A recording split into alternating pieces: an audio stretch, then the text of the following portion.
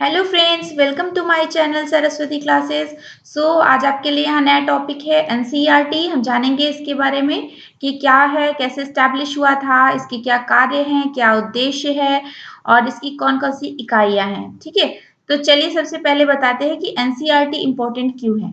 क्योंकि ऑब्जेक्टिव में ये क्वेश्चन कंपटीशन में पूछा जाता है, जैसे किसका एस्टैब्लिशमेंट कब हुआ और इसकी फुल फॉर्म क्या होती है और ये किस तरह की चीजें क्या काम करता है। ठीक है, तो एनसीईआरटी का फुल फॉर्म आप लोग देख रहे हैं क्या है, national council of education research and training. ये आपको याद होना चाहिए। और ये कब ये स्टैब्लिश हुआ था, तो 1 सितंबर 1961 को। चलिए अब जानते हैं कि इसका संगठन कैसा है। ठीक है, ऑर्गेनाइजेशन ऑफ द एनसीईआरटी और काउंसिल। ठीक है, यह एक स्वायत्त तथा पूर्ण रूप से केंद्र सरकार द्वारा घोषित संस्था है, यानी इस पे पूरा पूरा अथॉरिटी किसका होता है, केंद्र सरकार का होता है। और इसकी स्थापना जो है वो बेसिकली इन निम्न संस्थाओं से मिलकर के की गई है। वो संस्थाएं देखिए कौन कौन सी हैं। पहला है माध्यमिक शिक्षा प्रसार कार्यक्रम निदेशालय। सेकंड है शैक्षिक व व्यावसायिक निर्देशन ब्यूरो। थर्ड है पाठ्य पुस्तक ब्यूरो। चौथा है बेसिक शिक्षा राष्ट्रीय संस्थान। और पांचवा है श्रव्य दृश्य राष्ट्रीय संस्थान। तो इन चारों पांचों को मिला करके ही एनसीईआरटी का गठन किया गया है। अब चलिए हम जानते हैं कि क्या इसका उद्देश्य है इसके गठन का और इसको क्या कार्य करने पड़ते हैं। लेट्स सी इसका उद्देश्य क्या है। इसका शिक्षा के क्षेत्र में ये एमएचआरडी यानी गवर्नमेंट ऑफ इंडिया का जो पार्ट है एमएचआरडी, उसको क्या करता है, सहयोग और परामर्श देता है। और इसके बेसिकली कार्य देखिए कौन कौन से हैं। पहला है अनुसंधान। इसका मतलब ये क्या करता है कि अनुसंधान के कार्य में सहायता प्रदान करता है और अनुसंधान का जो कार्य है उसमें समन्वय भी स्थापित करता है।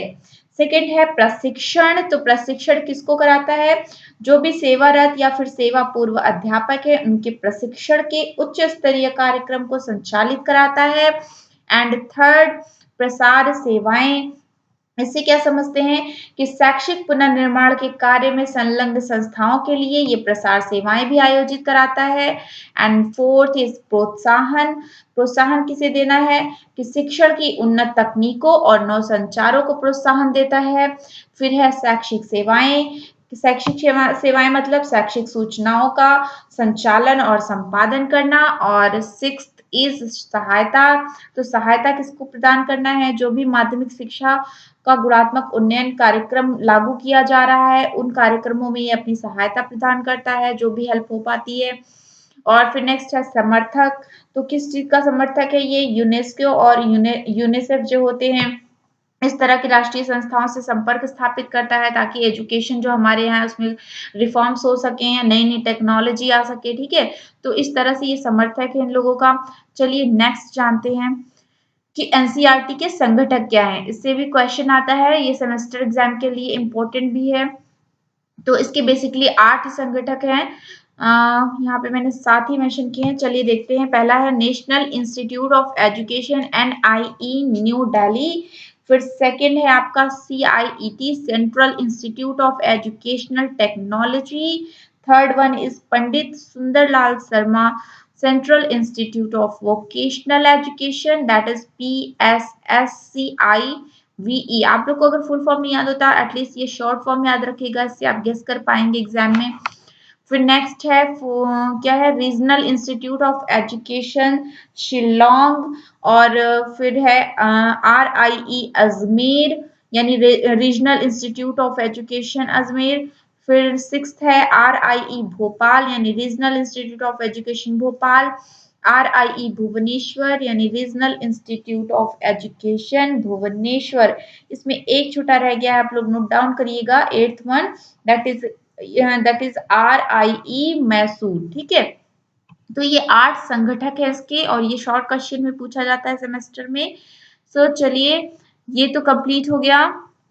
अब हम जानते हैं कि NIE क्या है, national institute of education.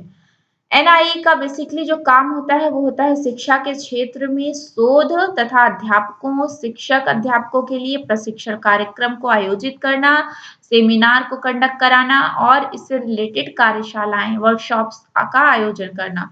Second है अनुसंधान परिणामों को, यानी रिसर्च के जो भी वर्क आ रहे हैं, रिजल्ट आ रहे हैं, उनको प्रसार क्रिया करना। और सरकारी नीतियों और शैक्षिक विकास से संबंधित भिन्न-भिन्न प्रकार की सूचनाओं को कलेक्ट करना और उनको प्रसारित करना। ये सारा काम करता है एनआईई। सो ये भी इम्पोर्टेंट है, इसके कभी-कभी काम पूछ लिए जाते हैं इन शॉर्ट। सो चलिए आप लोग इतना एक्सप्लेन कर दीजिएगा। और हम लोगों ने एनसीईआरटी के बारे में बेसिक इन्फॉर्मेशन गेन कर ली है। सो थैंक यू गाइस, आज के लिए इतना ही छोटा सा टॉपिक।